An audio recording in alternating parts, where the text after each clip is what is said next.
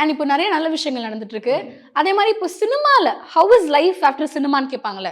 இப்போ சினிமா வந்ததுக்கப்புறம் after big pass எல்லாமே எப்படி இருக்கு உங்க சினிமா இருக்கிற ஜேர்னி? சூப்பரா இருக்கு. நல்ல வேலைகள் போயிட்டு இருக்கு. நான் சாங்ஸ் பண்ணிட்டு இருக்கேன். நெக்ஸ்ட் ஒரு சூப்பரான ஒரு அப்டேட் இருக்கு. சொல்லுங்க அது சொல்லுங்க. இங்கேயே சொல்லிடலான்னு இருக்கேன். நான் வந்து அடுத்த சாங் வந்து கானா பாலா அண்ணாவோட பண்றேன். யா ஸோ நான் வந்து கானா பாலாவோட செம பெரிய ஃபேன். லைக் ஆடி போன ஆவணியிலிருந்து காசு பணம் துட்டு மணி அந்த டைம் ஃபேன் நான். அண்ணா வந்து பாட்டு பண்ணி ரொம்ப நாள் ஆயிடுச்சு. நான் பிக் பாஸ் வச்சா ஒரு கேள்வி கேட்டிருப்பேன். நீங்க இப்பெல்லாம் பாட்டு பண்றது இல்ல. அதுக்கு ஒரு பதில் சொன்னாரு. ஓகே. எனக்காக ஒரு பாட்டு நான் அந்த மாதிரி கேட்டா அவர்கிட்ட ஒரு பாட்டு பண்ணிட்டேன் வாங்கி. அந்த பாட்டு வந்து இந்த மந்த் எண்ட்ல ரிலீஸ் பண்றேன். ஸோ பட் டைம் வந்து என்னன்னா பிக் பாஸ் வந்ததுக்கு அப்புறமே நான் பண்ணிருக்கலாம். பட் டைம் எடுத்துருச்சு.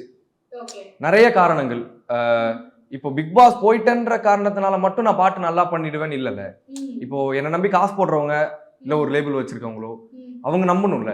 அவங்க சில கிரைட்டீரியா வச்சிருப்பாங்க. இவன் மேல இதை பண்ணா இவன் இது புல் ஆஃப் பண்றானா அந்த நம்பிக்கைலாம் அவங்களுக்கு இருக்குமான்றது தெரியல. அதனால மேபி நடக்கல போல இவ்வளோ நாள். ஸோ ஃபர்ஸ்ட் நம்ம ஒன்று பண்ணுவோம், நம்ம ஒன்று பண்ணி காட்டுவோம், நம்ம இந்த மாதிரி பண்ணுவோன்றத நம்பிக்கை வந்து அதுக்கப்புறம் வந்தாங்கன்னா நல்லா இருக்கும்ல. அந்த மாதிரி ஒரு தோணில் தான் இப்போ இருக்கேன்.